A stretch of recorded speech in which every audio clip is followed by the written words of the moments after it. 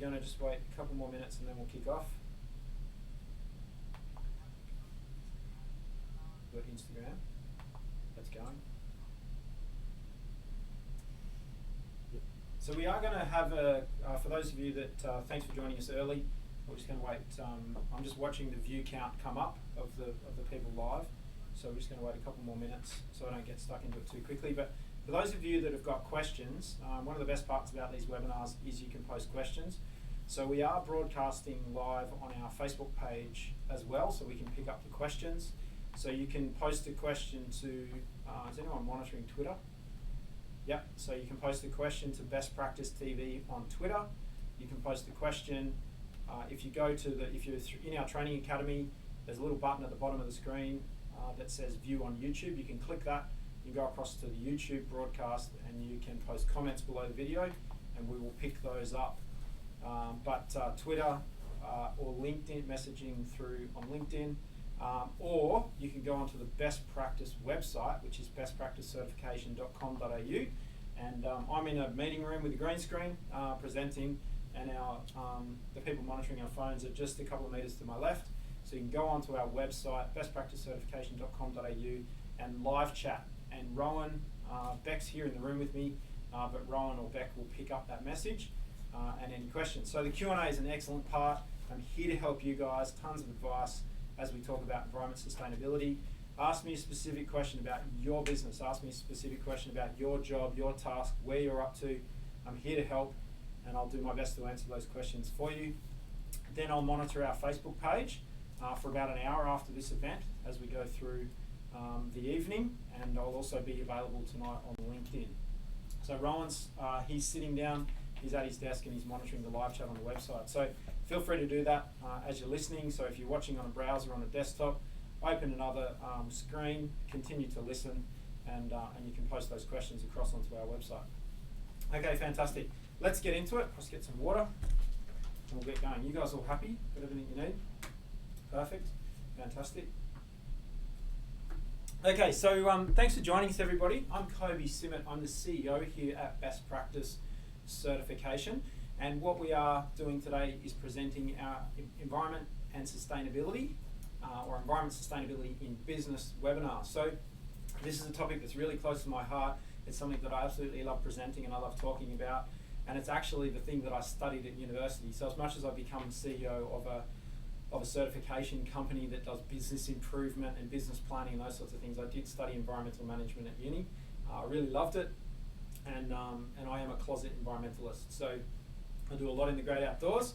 All of my hobbies revolve around being out in the great outdoors and have a lot of fun. So that's something that I want to see protected and improved and enhanced, particularly for the younger generations. And that's the segue here, is that a large part of sustainability and ecological sustainable development or sustainable business, a lot of the drivers that seem to pull on the heartstrings of many of the stakeholders out there are around protecting the environment and protecting our planet for future generations.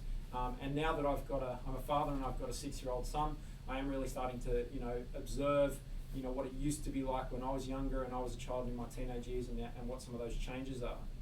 So change is an important keyword as we go through this presentation, and we talk about environment sustainability, we talk about business, we talk about systems, we talk about business planning, and often what gets noticed is change. We do talk a lot about humans not liking change and people in our businesses not liking change, and that's certainly the case with the environment. Is what changes are we driving as a human race, or what changes to the environment is your business driving now? Is it positive or is it negative? And obviously the purpose of this exercise is to make them minimise the negative changes as much as possible, and obviously maximise the positive change, or the reversing of negative changes, and rehabilitation, if you like. So a lot of my work experience comes from obviously studying environmental management, but doing environmental audits, environmental consulting, and looking at sorting out problems that organisations have in construction, in mining, in manufacturing, in consulting, in transport, in travel, and then obviously strategically also in tourism, and in some natural areas as well. So national parks, nature reserves and conservation areas. So I've got a lot to offer. The best thing for you guys to do obviously is ask me lots of questions. I've got a presentation here that I'm going to go through, and these slides that are here behind me, we'll work our way through those. So Jack's going to minimise me now and drop me back so that I'll keep presenting and we'll go through this material. So thanks, Jack. Okay, so here we're just talking about environmental management in business, obviously, but I want to just, for those of you that haven't met me personally, I know there is definitely a few people out there that do know me, and hello. And so it's a great time for me to sort of interact with you guys, but equally those of you out there who've never met me and or had much to do with Best Practice. Best Practice is by and large, a business improvement agency, and we do a number of things.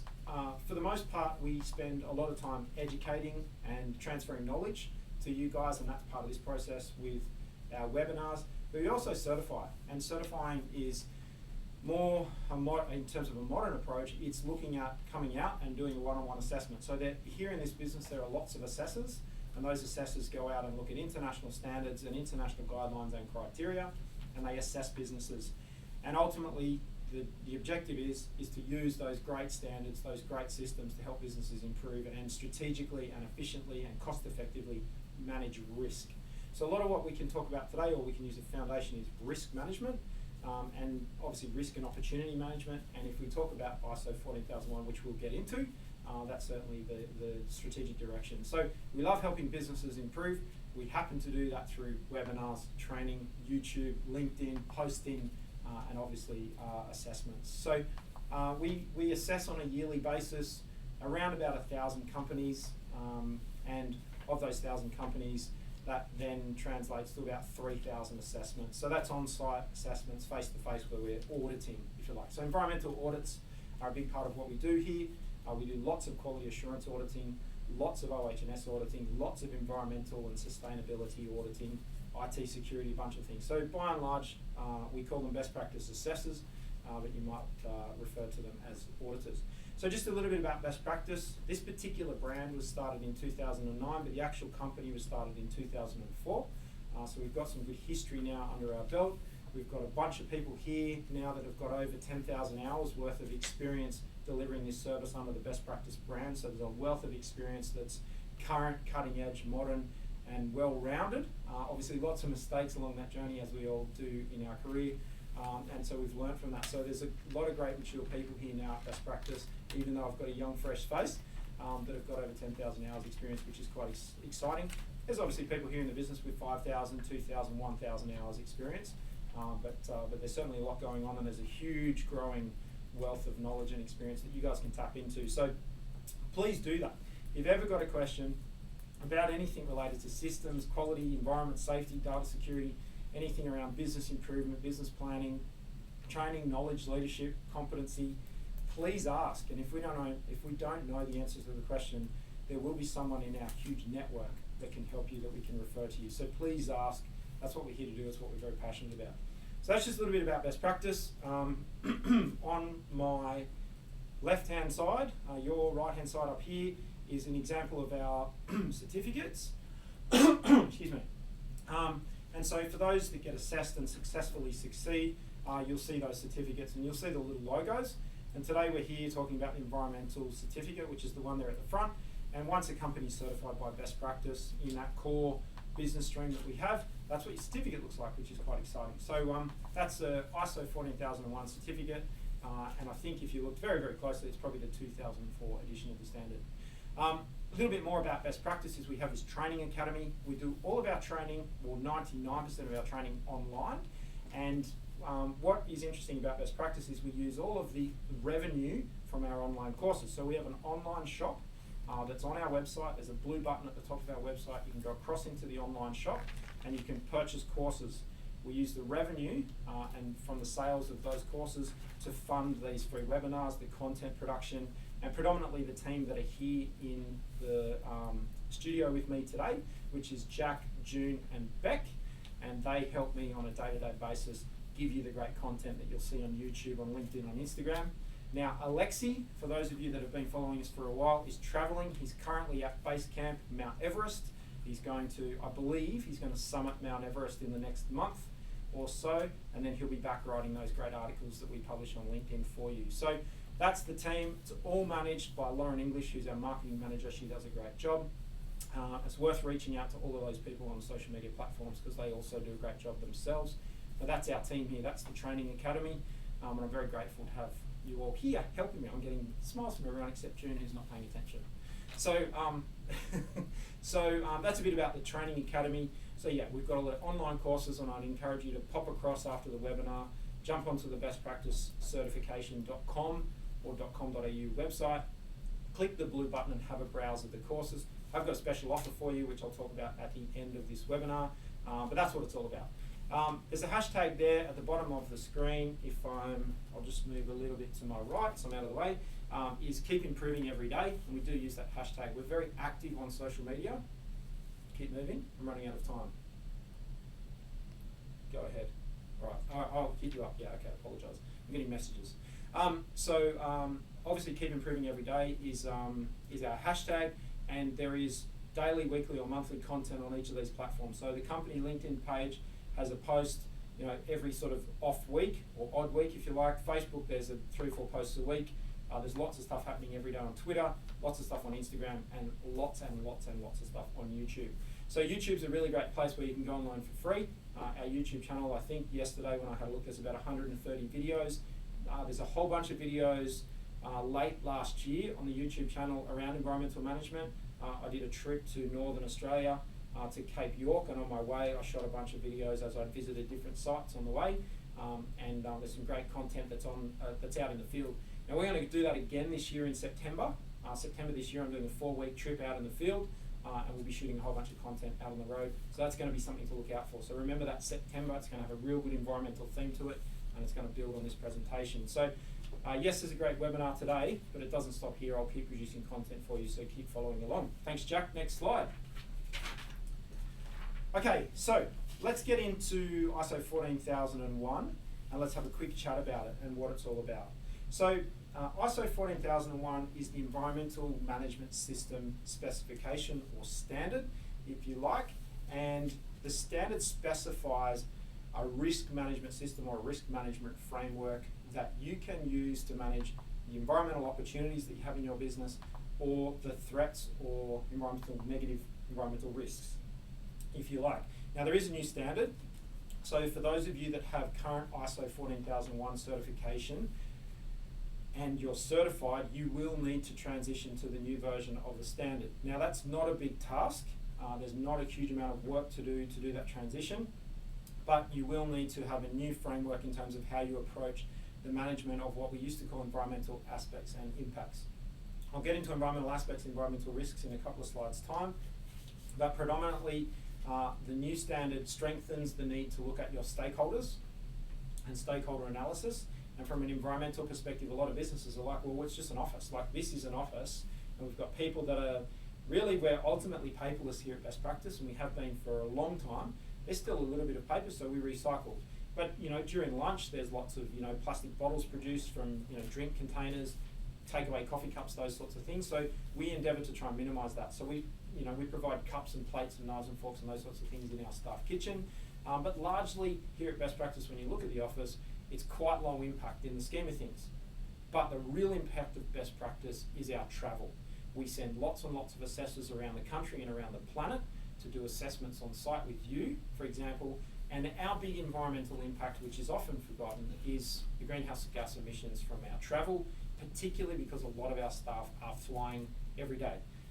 And so there is quite significant, the energy that's required to move a person, at 1,000 kilometres an hour in an aircraft from one city to another. The energy that's required is a lot. And so, and equally the cars that we drive. And so we endeavour to do our best to minimise the amount of travel we need to do. And for example, this particular webinar, instead of me coming and meeting with you guys one-on-one, and that's around 100 people that are registered for this particular webinar, instead of having 100 meetings that I drive to, I can use a very low footprint, 2 laptops, a screen, and a studio here in our office to have that same conversation about this same content. It's very scalable. And so this is quite an interesting low environmental impact activity where I get to meet you guys instead of coming and visiting you physically. Now, it's obviously one way. I'm looking at a webcam and a bunch of video recorders on iPhones and all that sort of stuff to promote this. But from your perspective, it is low impact. And so in delivering our services, we're starting to think about that. Obviously, it's very intelligent and it makes sense, but those are the sorts of things I'd like you to start to consider. So can you avoid the face-to-face meetings that you might otherwise practice and get really good at systems like Skype, Google Hangouts, FaceTime, GoToMeeting? And so we are starting to see in the delivery of our audits and our services that we prefer to deliver our audits with Skype, Google Hangouts, FaceTime and those sorts of systems in place of physically flying to see you. Now, you might say, that sounds absolutely amazing and excellent, because not only is it more environmentally efficient, but it's definitely a lot cheaper. When we send someone into state, we don't get much change out of $1,000, and so it definitely makes sense commercially for us here in our business with that particular example, and it would make sense for you.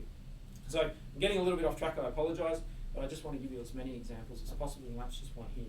So just getting through the rest of this particular slide, we're talking about that ISO 14001 outlines the system requirements, and there is a course in our training academy where I go clause by clause through ISO 14001. I'm only lightly touching on it today, I've only got an hour, but I'd highly recommend that you jump across into our training academy and purchase the ISO 14001 course, because I'll go through clause by clause, word by word, intent by intent, and explain what each clause of the standard means and how you can apply it in your business. So I'd recommend you take a look at that after the webinar. The format of ISO 14001 can be used to manage other risk areas. Now, what's really interesting about the history and the evolution of standards is that in 2000, AS 4801, which is the Occupational Health and Safety Management System standard, was developed. It formed quite a good structure that was then replicated across into ISO 14001, which is the environment standard. So what's now evolved in 2015 was that Annex SL. For those of you that are technically knowledgeable out there in the industry, you'll understand that 9001, the quality standard, the food safety standard, the risk management standard, the environment, the quality, and the data security standards have all been modified and reformatted to follow the same flow, which is the flow that's presented in Annex SL. And so using that same flow, we can now use standards like 14001 to manage all of the risks in the company. So you've got to be clever about how you think about that, but when it says, analyse your stakeholders, you ask your stakeholders about, customer satisfaction and quality, environmental issues, safety concerns, data security, privacy, food safety, all those sorts of things, and then you follow that same flow. All of the standards now follow the same format, and it says identify your issues, think about the controls, monitor them to see if the controls are working. If the controls don't work and you have an emergency, what do you do? All those sorts of processes and that flow. So you can use 14001 to manage other areas of risk. The focus obviously is on identifying environmental impacts and positive opportunities. Now, if you're here in Australia, and I know there's a bunch of people that are watching this webinar from other countries, and thank you for joining us here in Australia, and I hope I'm not speaking too quickly for you. But if you were to go to Australia's capital, Canberra, in the Australian Capital Territory, they are building very quickly lots of wind farms and lots of solar farms, and endeavouring to power the capital of Australia with renewable energy, so energy from the sun and obviously wind. And so that will minimise the amount of energy that's typically from coal-fired sources. So a lot of the energy here in Australia is produced from coal that's mined, and it obviously releases a lot of carbon into the atmosphere. Now, just to quickly talk about that is, as we consume electricity, and we're doing that right now, we've got the fluorescent lights on here in the studio, we've got computers running and cameras running, and we're using electricity. Now, to make that electricity, it goes through a coal-fired power station, so we're burning coal to make this electricity. We're releasing carbon into the atmosphere.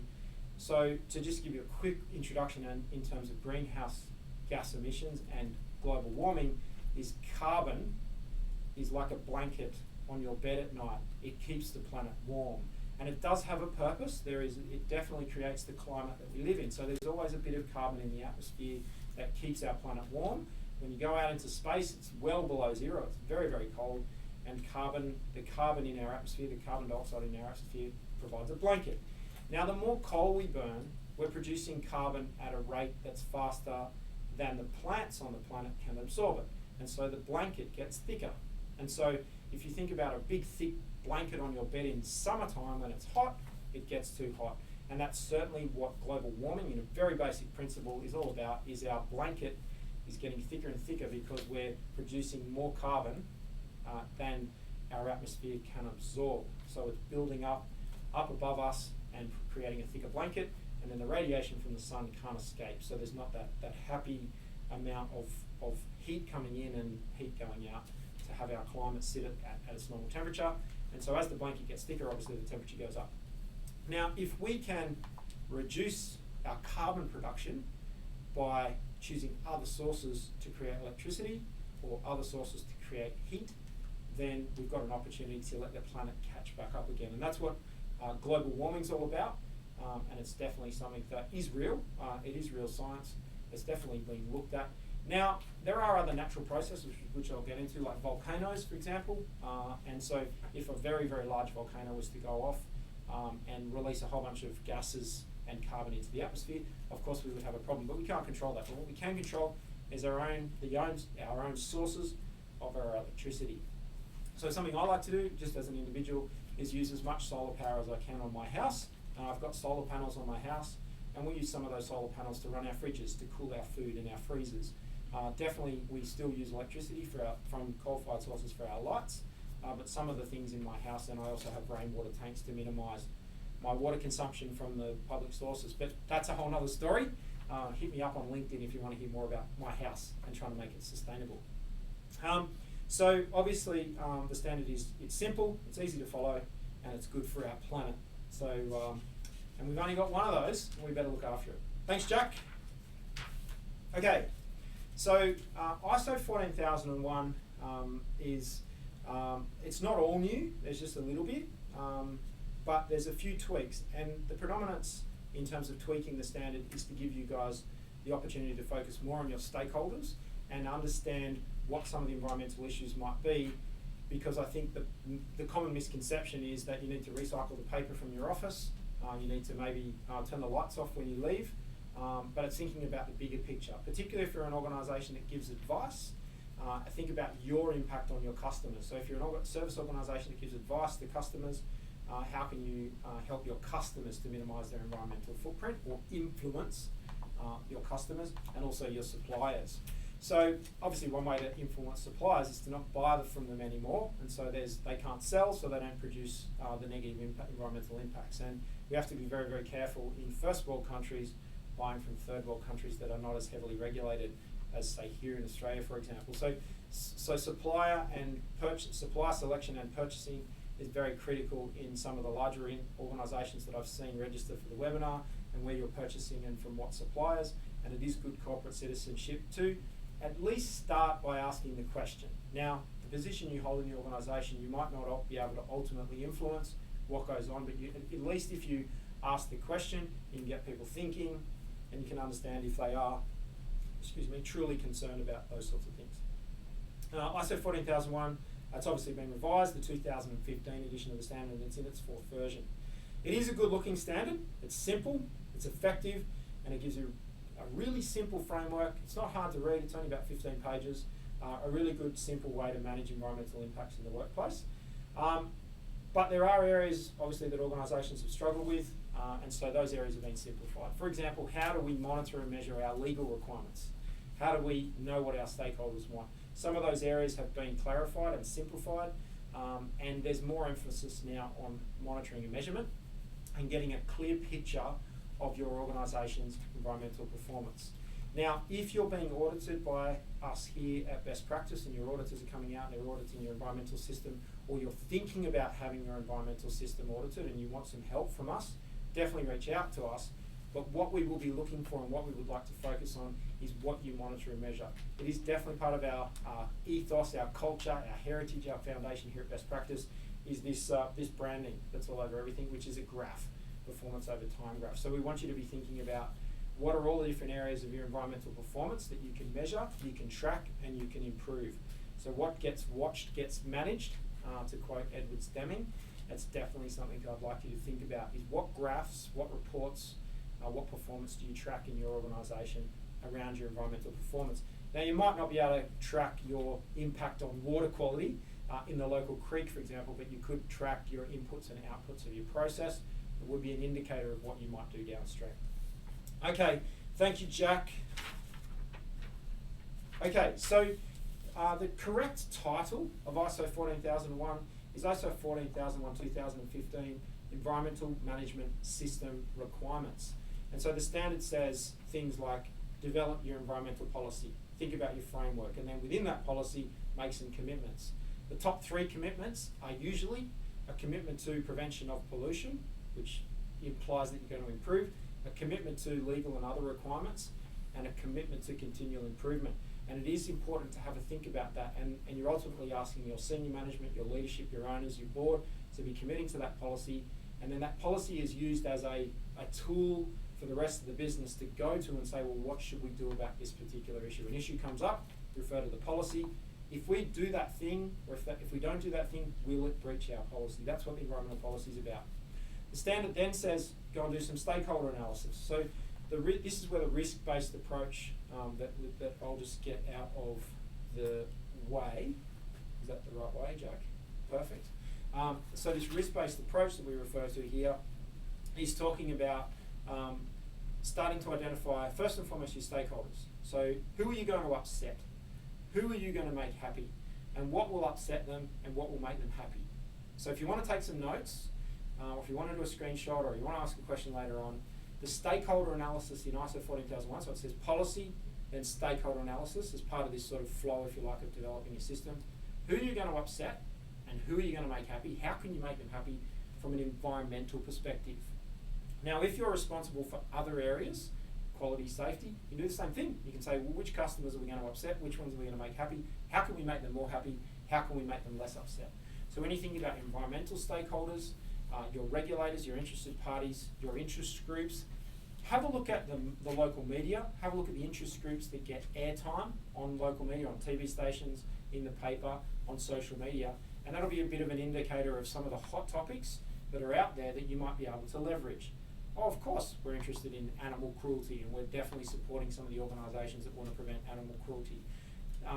Child labour, all those sorts of things. They're corporate, good corporate citizenship issues, but they do cross over into environmental management. But there are hardcore things like, where is your energy produced? What sources does it come from, like coal-fired power?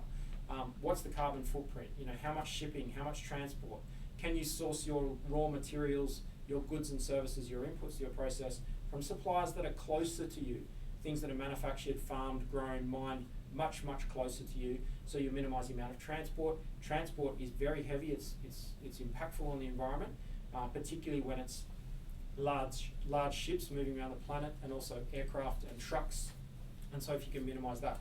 We've obviously all seen the pollution that a truck or a lorry can belch out on the road, and there you go, that's pollution right there, and that's something that you want to minimise. So if you can, it's hard to eliminate it, but you can definitely minimise it. So minimising the distances that your raw materials need to travel. Now, it might not mean that you choose a supplier closer to you. You might move your location in the bigger strategic plan, and I appreciate that's not something you can do right now. Those sorts of things take time, but they might be part of the bigger global vision for your organisation in your environmental corporate citizenship. Go closer to your customers and suppliers, closer to your market to minimise your environmental impacts. Just a thought. Not always achievable, but something to consider. The standard has, obviously I've already mentioned this, has been subtly realigned to fit Annex SL, but it was pretty straightforward and it was pretty close already, and it's easy to integrate with a quality or a safety management system, and it's never been easier. ISO 9001, the quality assurance standard, I know it's got a bad rap, it's got a bad reputation for lots of documents and being bureaucratic, but that standard dead set is the best standard I've seen in a long time. It's the best edition. Obviously, I'm a practitioner in this space, but I'm obviously very excited about what's happening, because ultimately, why I'm excited, it makes it easier for you guys. It makes it easier for me to give advice and easier for you guys to implement. So let's have a look at this next cool slide. So here we are. How do I get out of the way? I'll go over here. There we go, perfect. Actually, I might go right over here and get out of your way. So right over here, this is a power plant. It's a coal-fired power plant. And we can see two things. We can see from the very tall, skinny stacks in the photo, which are they above my head? Where are they? They're over there. Those skinny stacks up there. Those skinny stacks are where the coal-fired emissions come out, and the big fat chimneys are where the steam's coming out. So the bulk of the pollution is the stuff that's going out really tall, but that's a coal-fired power station. So a lot of organisations come to us and they say, this is really, really hard. We don't really have any environmental issues. Well, yes, of course you do. The building that you're in, at some point in time, the factory, the complex, the building would have been forest. And so the first environmental impact you've had is that the land was cleared to build your factory. Now that's not your fault, it probably happened a long, long time ago, but you have had an environmental impact. So, property development and the growth of cities, obviously they were forests, and after they were forests they were farms, and after they were farms they were potentially factories. And so that is a concern. And so it is important to recognise that the growth, obviously, of cities and suburbs and factories and towns, it is important to consider that those areas, and you'll often hear about developments in sensitive areas. It's a good idea to minimise development in sensitive areas because forests and bush and trees and flora and fauna, they're the lungs of our cities, and we do need oxygen to breathe. So we pump too much junk out into the atmosphere, like in this particular picture, it's going to be hard to breathe. And so, high pollution limits. And you do look at some of the heavily populated cities in places like China, where people have trouble breathing and have respiratory issues in those places because they're so heavily polluted. So it's definitely something to consider, particularly if you're purchasing products and services from those locations.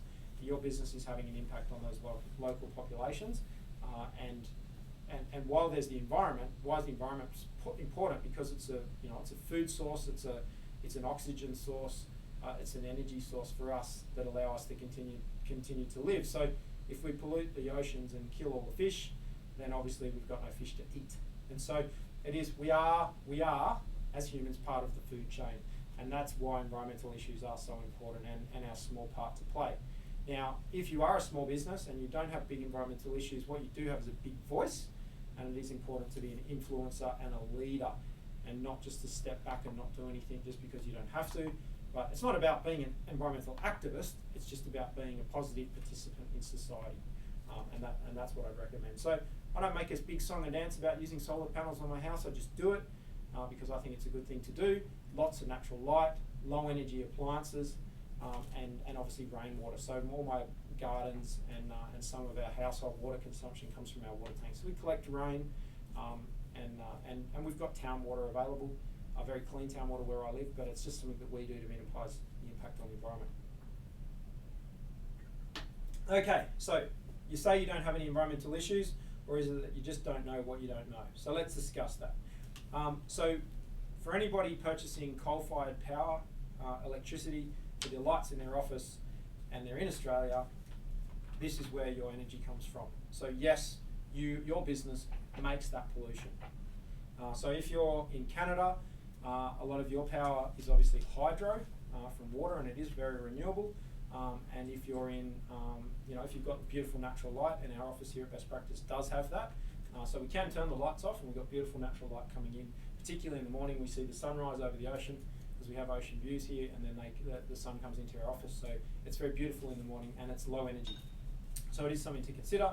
And then we get beautiful afternoon sun coming to the office, and we don't need as much light, and hence not as much electricity. It's only small, but it's our contribution. And obviously I've talked about your customers, and I've also talked about your suppliers, and that is obviously something to consider. So have a think about your customers particularly. I know there's a few organisations in the group that do design and engineering. I know there's some organisations that are in the retail industry, having a think about your suppliers and the sources of the products and services that you procure to then obviously sell. Those sorts of things are they're a big consideration for your organisation in terms of being a good corporate citizen.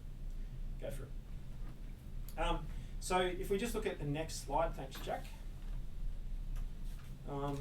which is internal and external issues and our context, is starting to think about when you're looking at your environmental management system. So we've talked about the policy and the 3 commitments. So we've talked about that a good quality environmental policy has a commitment to continual improvement, a commitment to comply with legal and other requirements, and a commitment to prevention of pollution. When we start to talk about context, we start to think about internally in our organisation, what can we do? And here at Best Practice, we do lots of recycling, and we try and minimise our waste. And we've got, in the staff lounge where our staff kitchen is, where everyone has lunch, in all of our offices, around the country here. We've got recycling stations, and we're quite dedicated with that because of our particular brand, but also obviously our external issues. And I talked about our travel being our biggest environmental impact. Now we've got one other really big environmental impact, and that is that you guys can have an environmental impact. So one of the controls that we have in our environmental management system is to continue to educate you on what you can do to improve your environmental performance. So this webinar by nature hopefully is having a positive impact on the planet. We're trying to minimise our energy consumption in producing the webinar. We're trying to educate as many people as possible around environmental initiatives and environmental performance, and hopefully, if I'm clever, influence you to start to consider how you can improve and what you can do to get on board with what we're doing. And that is part of the positive environmental impact that best practice can have, and that's part of what I'm very passionate about and part of my global challenge. So my challenge to you is do a few what small things can you do? And doing a few small things, I would be amazed, and I would love you to shout out. So I'd love to hear on Instagram, tag us on Instagram in some of your pictures, take pictures and tag Best Practice TV on Instagram in some of the environmental positive, the positive programs that you're implementing, or share a story, or send us an email, or hit us on Snapchat so we get to see it, or Facebook, the company Facebook page. We love seeing your pictures and tagging us. What are your initiatives? Tell me what they are, because I'd love to hear from them, and also send me a message so that I can help you. If you've got a question, do you think this is a good idea or not? I'm always happy to send a message backwards and forwards on Twitter or LinkedIn. So any of those platforms. So go right ahead, but think about your internal issues and your external issues. And if you share a story with me or you share a question, I'll think strategically about it, and I'll pose some questions back to you that might get you thinking and pointed in the right direction. Always happy to do that. So internal and external issues. And then obviously the key word that I talked about at the very beginning of this webinar was that key word of change. So what are the changes in the environment that we would observe? And in the next slide, when we get to it, not yet Jack, is that in the next slide, we're going to look at some changes from activities, products and services that we all consume on a day-to-day basis, and we'll have a look at that. But the environmental conditions being affected by or capable of affecting the organisation. So it's something to consider there, and it's really starting to dig deep and really start to challenge your thinking around it. Now, if all else fails, you're obviously in an industry, and by nature, an industry means there's numbers of organisations doing the same thing. A good quality Google search around environmental impacts of the supermarket industry, or environmental impacts of the construction industry, or environmental impacts of the engineering design industry, or environmental impacts of service industries, environmental impacts of subcontracting. You'll get results. You will get results in a Google search. Now, my recommendation is to look at two things with regards to that, is to look at the Google search results, but also click the images tab. And clicking the images tab is a really funky way to start to get an idea of what other people's management systems look like and other people's environmental issues in your industry. So if you were to do a Google search of environmental policy, maybe make a note of this, environmental policy, click the images tab, you'll see thousands of examples of environmental policies. If you do a Google search, environmental risk register, and click the images tab, you'll see lots of examples of environmental risk registers, environmental plan, environmental emergency plan. All of those documents, or the vast majority of those documents in an environmental management system, lots of them being posted on the internet, publicly available, give you a bit of a sense of what you would like or not like, and then go and make your own, and you're going to save yourself a bunch of money. And you can really focus. If you get some external help from a consultant, you can really focus their skill set right down to the core thing and not pay thousands and thousands of dollars for them to produce documents, but actually tap their advice in a specific area of risk management that you want to look at. Okay, so hopefully I can save you some money. So give that a try. If you're at the stage where a consultant's starting to help you, get really specific. So do lots of Google searching and find the things that you like that are publicly available on the internet. Now let's have a look at this next cool slide. Thanks, Jack. Okay, so often I find that presenting some pictures is a good way to tell a story. So particularly, I think it's going to turn up above my head. So where am I there, Jack? Right, we're just updating. Okay. need to move out of the way and stand about there. Okay, perfect. Excellent, okay, great. So with this particular slide, we've got some examples. Oh, there I am, right, fantastic. And so we've got obviously an oil well that's pumping oil. So driving motor cars, trucks, all those sorts of things, we're consuming oil. Now, we're consuming the natural resource. Now that by nature, has some small localized impact on the environment, but when that oil is transported across the globe to another location and burnt in a vehicle or a truck to create energy for that truck or vehicle to go forward, it produces obviously emissions and it can produce some quite significant air pollution. So obviously minimizing travel and improving and maximizing the efficiency of the combustion. And so the trucks and vehicles that are used can be more sustainable, more friendly, and or you can go all the way down the path of things like the vehicles that Elon Musk is starting to develop, which is the Tesla vehicles, which are electric. Now, if a Tesla vehicle is consuming electricity from solar panels, then the major environmental issues are around mining the materials to make the actual vehicle, but then the ongoing use of that vehicle is quite a low impact. And that is my question to you is, in the ongoing occupation and use of your building and your facilities and your factories, can you minimise your energy consumption and maximise your environmental opportunities? And not only that, it's a great promotional story for the media. And so local politicians and local media outlets and journalists love hearing those good news stories, and it's an opportunity to do some brand awareness and marketing as well. So just looking around this slide, we've got a mine happening where they're digging out coal. We've got a ship that's transporting containers, and I need to move to this side to get out of the way of the ship. Or you're right, you happy? Don't move. Okay, so when we look at the ship transporting containers for people that are exporting and importing products, ships obviously consume a lot of energy, and yes, we've talked a lot about energy. We've obviously got mining, and then we've got the reef in that top center slide there, Jack. So with that reef and that example there, we've got a oil platform that's mining oil or pumping oil, but it's in a natural environment. And so move away from the consumption of oil and the pollution. We can think about the localized impacts that often mining and oil drilling and those sorts of things do happen in very, very pristine natural environments. And those are the principal concerns, is that as we have increased demands for oil, we go into more sensitive areas.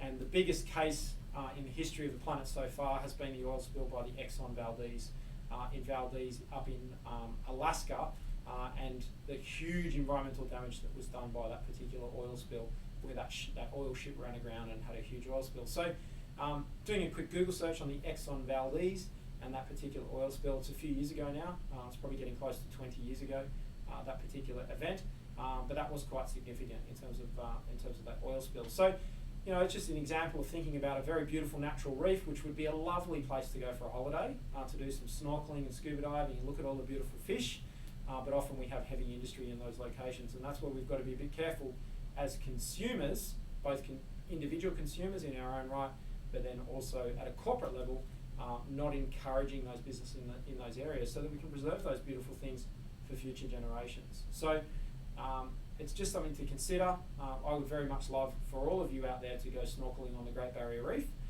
and also your kids and your grandkids to go snorkeling on the Great Barrier Reef. And that's just one of Australia's one of Australia's amazing assets. And from that perspective, then we do need to think corporately about what we're doing. Not just expect the government to lead the way, but as good corporate citizens, lead our policy, our procurement, our development in that positive direction, which would be very exciting. Thank you, Jack. Let's move on. Okay. We've got 15 minutes left of the time allocated for the webinar. So I'd ask that now's the time to start submitting questions. So you can submit questions via our website. You can go to bestpracticecertification.com.au. So open another browser window, still listen to the webinar. A little live chat will pop up on the Best Practice website, and Rowan is sitting a couple of meters away from me, and he can bring that question into the room. And so you can ask that question. Just say that you're on the webinar and you've got a question for me. So please ask, also on Facebook Live and obviously on Twitter as well, or below on YouTube. So if you're in the Training Academy and you're watching, you can drop below, you can watch on YouTube, you can press that now, it'll launch the YouTube video, and you can you can go and post the question there in the comments below the video. So one of the last sort of technical slides I wanted to produce, I've got a couple more slides, but one of the last technical slides I wanted to produce is this piece around monitoring and measurement, analysis and evaluation. I feel the two most important parts of ISO 14001, and I'll go into my top tips in a minute and focus points, but I feel that the monitoring and measurement, just getting a good understanding of what it is that's happening, then you can start to look at, can you improve it? Where are you up to? What's happening? And so, do you have a clear picture of your organisation's environmental performance? Start with one area. It doesn't have to be all of the areas, like obviously we don't know what we don't know, but start in one small area. How much waste do you take to landfill every year? How much energy do you consume? How much greenhouse gas do you produce? What's your carbon footprint? Could you be carbon neutral? Those sorts of questions. And they're all part of your environmental management system. What environmental advice could you give your customers? How could you influence your customer? Could you have your environmental policy on your website? Could you have some environmental initiatives on your website? Could you do some marketing? But ultimately coming around to what is the clear picture of your environmental performance. Here at Best Practice, we measure the number of people that we educate on environmental performance, because that's part of our environmental impact, is that improving your performance and improving your knowledge is going to be a good thing for the planet, and that's how we measure the effectiveness of our environmental management system. It's a management objective. How many people participated in environmental webinar? So far this year in 2017, we've trained over 300 people on this specific topic, which has been quite exciting. What do you measure? Who is responsible for it? What could go wrong? What it will cost the business? And how do you find out if you've broken the law? And I apologise for the typos there in the slides. We didn't pick those up. How do you find out if you've broken the law in environmental law? And so do you wait or do you investigate? And that's where environmental audits are a good thing to do. So to conduct an environmental audit either yourself or have one of our assessors conduct an environmental audit, and we can look at doing a gap analysis and we can understand what you're doing. So that's the veiled sales pitch for our assessors. Thanks, guys. Is they can come in and they can help you to unpack that, but you can definitely do it yourself. There's lots of great free videos on our YouTube channel about internal auditing. Take a few top tips and tricks. You can do a bit of an investigation in your business and you can figure it out yourself, and you can consume that, and it's all free. But if you want some help, just send us a message and we'll get stuck into it. Jack, let's have a look at our top tips and tricks. So our focus points, and I think your focus points, you might consider them to be, is to get a good understanding of what page 6 of ISO 14001:2015 is saying, and specifically around prevention. And that's the intent of good quality risk management. Good quality risk management, not good quality management, but good quality risk management is around prevention and starting to think about cost-effective ways to prevent issues happening.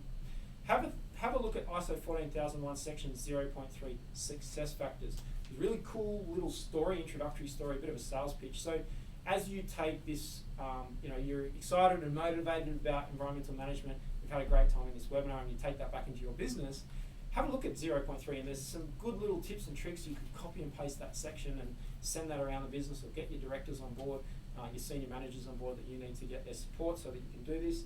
Have a look at that, because you don't need to recreate the wheel, just steal some of that sales pitch there in the beginning of the standard. I think it's important to understand the plan, do, check, act cycle, and how that works. So planning, environmental plan, and environmental policy, and environmental plan for your business, and then thinking about how you're going to implement and execute those things. Who's going to help you? What are they going to do? What resources do they need? Checking, so doing some monitoring and measurement and internal audits, and then you can sort of act on that. So you can run your management review, and then you can start the cycle of continual environmental improvement again. So having a think about that plan, do, check, act cycle, how you're going to execute on that would be absolutely fantastic. What's your global footprint? So really thinking about the goods and services that you procure and what's happening in the locations that they're coming from as global procurement becomes larger and larger and more popular. And then obviously the environmental impact. So changing the environment, whether adverse or beneficial, wholly or partly affected by you. So really thinking about how can our business affect the environment. And I've taught myself through Google searches and internet searches and reading books, and I can't say that there is one place that you can go to consume this knowledge and learn this knowledge. I can say our training academy is great, and doing our courses and watching our videos and consuming our YouTube videos is absolutely fantastic. However, it is important to have a good spread. And so for a large part of anything you're doing, watching and consuming here from Best Practice is having a look at that and having to think about what you can do in terms of the Google search, because you can get a lot of great results from that. Thank you, Jack. Okay, so I just wanted to give you a quick screenshot of what the Best Practice Training Academy looks like. And so we can, there's a couple of courses there. There's courses on obviously all of the different standards that we work in, and we try and use those standards to drive business improvement in quality assurance, in safety, environment. And so it is important, to understand that that's sort of our framework. We think that the international standards are a good way to do it. Why would we develop our own intellectual property when that stuff's great? So we use those standards to really guide the way we advise and help companies set up a good framework and a good structure to improve. And so the Training Academy is a great place. Popping across, so jump onto our website, clicking over and having a look at that, and having a look at the courses that are there. There is, on the Training Academy, a free ISO 14001 little audit tool, a gap analysis tool. So I encourage you all to download that this afternoon after the webinar finishes. Just pop across while you're still focused on this particular webinar, if you don't have to run off. Just pop across onto the Training Academy. I think it's on the second page. You'll click the blue button at the top of the Best Practice website, and then have a look at that gap analysis tool. That's free. It's something that you can grab there, and it's got some good questions around your environmental system. So what's on the next slide, Jack? Oh, we've got an offer. Okay, so for those of you that are interested, we're going to run this offer because it's just for this particular webinar. We usually keep these offers up for about 7 days. So we've got an ISO 14001 Essentials course and an ISO 14001 2015 Transitioning. So for those of you that have got an old environmental management system that's been in place for a little while, understanding the changes you need to make, the 14001 Essentials course has been produced by myself. I'm the presenter, and the 14001 Transitioning course, I believe, is Janet, one of our other presenters. So we've bundled those two courses together, and they're $499 including GST. And they're available, and we'll leave that up there for about 7 days. So I'd encourage you to grab that. That money that you pay for that particular training, that goes towards producing more of this content. So it pays the wages of these guys. So it's not we return all of the profits and all of the money that we make straight back into producing more of this free content for you. So we'd love your support. They are exciting little courses. The cool thing about the Training Academy is you can watch all of that stuff on a mobile device. So if you have a commute to work, you can purchase that course, and yes, they're videos and they're presenters in this style and format in terms of presenting the videos, but what I encourage people to do is you can then you can consume that content on a mobile device. So if you have a commute, either on a bus or even if you're driving, Bluetooth your mobile device to your car, and then just listen to it on the car's audio system. Or if you're commuting on a bus or a train, you can just consume it bit by bit on your journey to and from work. And it's a really great way to have good professional development instead of maybe some of the rubbish that's on social media. So get involved with Best Practice. So we would dearly love your support, and that is a great offer. It's a huge saving on those particular courses with them two bundled together. And if you also add in the free gap analysis tool, there's a huge amount of value. Okay, what have we got next? Have we got any questions? What have we got? There is a question from a tree lopping and land clearing company. Yes. And they're wondering if you have any advice to how to manage their environmental impact or footprint as they are cutting down trees. Perfect. So those of you that are still online, you can jump on the Best Practice website and ask questions. And so Rowan is wandering around the office and he's on the live chat, so you can send a question via our website, also via our Facebook page if you've got any questions. So, tree lopping and land clearing company, some advice there. At a small scale, little small oil spills from filling up and refueling chainsaws, maintenance of trucks, where the trucks drive, because there is work. I know that particular company, I think I know the one that we're talking about. They do work in national parks, they do work along train lines. Choosing the right tree to cut down obviously is really, really important, getting the right advice and the right permits and approvals, and obviously noise pollution. So there's just a few tips in terms of some of the environmental impacts that that business would have. Now, how would we capture that? I'd recommend that those issues were identified in a risk register, like a spreadsheet, and it says what the issue is, and it says what the control is going to be. So how are we going to minimise the noise? We're going to maintain our equipment so it's as quiet as it can be, and then we're going to use it at an appropriate time, and having that identified and training our staff. So that gives you a flow of how you put your management system and your risk register together. So having an environmental policy, communicating that environmental policy through training, inductions, toolbox talks, orientations with our staff, having a risk register, identifying those controls and executing on those controls is a good way to do it. And then obviously if there's an emergency or if something happens, having a plan as to how we're expecting, okay, we're going to spill a bit of petrol, how are we going to clean that up when we're refilling chainsaws? Any other questions? There was one about a specific measure one can make in an office environment to minimise their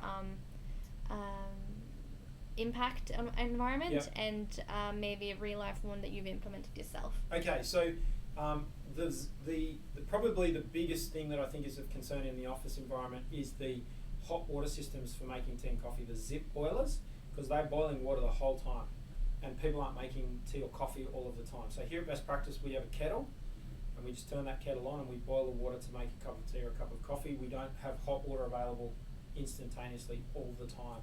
So that's just how we do it here. That's what we've executed. But those hot water boilers and urns that people use to boil water that run all day make a lot, they use a lot of energy. Heating consumes a lot of energy, and that's definitely a small thing that people can do in businesses to minimise environmental impact.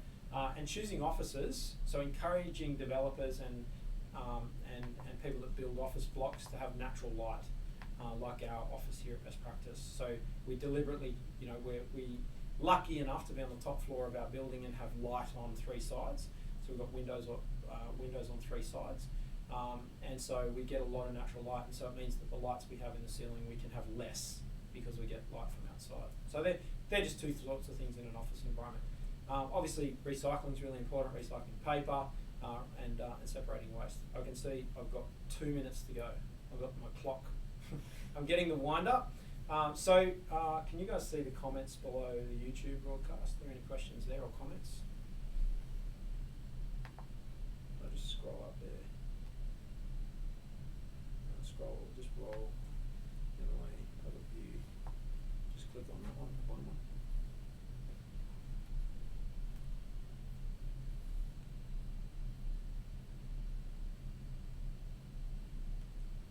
Okay, so what I'm going to do is I'm going to monitor the Best Practice Certification Facebook page. So I'm going to stay around for the next offer. We've only had, next hour, we've only had 2 questions. You've got me for free, so I'm here to answer your questions. I do want to say thanks for watching. Just go back to the, have you got me there? No, okay. Scroll down a little bit more for me. Oh, sorry, up. Okay, I'll just say thanks for watching for everybody, and so thank you for joining us. I'm available, so my LinkedIn handle is @Kobi SImmat. I think we'll go to the next slide. Thanks, Jack, is my handle there on the next slide. On the last one. What's on the next one? That's it. Oh, there we go. There's my handles. I'll get out of the way. There we go. If you just push me out of the way. There's my handles. So connect with us at any of those platforms, whichever one is your favourite, over the next hour, and I'll how do we get out of the way? There we go. So you've got Kobi SImmat there, and you can connect with me on Twitter or on LinkedIn @Kobi SImmat, and I'm more than happy to answer your questions over the next hour. So just send me a private message, and we can have a conversation going backwards and forwards. So you got me for free for the next hour, and we will. You got a question? You're all done. No, you happy? Okay. So I'm available for the next hour. Thank you very much for joining us on Best Practice TV. Here we're talking a lot on YouTube. Please subscribe to our YouTube channel. So jump over onto YouTube and hit the subscribe button. We'd love you to follow us on our Facebook page.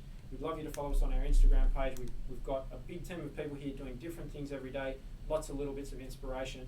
Lots happening, and I'd encourage you to take advantage of that offer. We'll email you out a recording of the webinar, and we'll email you out the instructions if you want to take advantage of that great offer with the 14,001 training course. I would love you to take advantage of that. It's a great little course. We had a lot of fun making it. It's a lot of fun. So if you've enjoyed this content, equally, if there was something about this webinar you didn't like, if there was something that you want to know more about, that's the stuff that I need to keep improving, because if you didn't like it, someone else probably didn't like it, so we want to improve it. But equally, if there was something that you really, really loved, I also like to hear the good stuff, so because it's been a one-way conversation today. I appreciate your attention. I appreciate your time. Thanks for joining us. I'm Kobi SImmat. I'm the CEO here at Best Practice. Bye for now.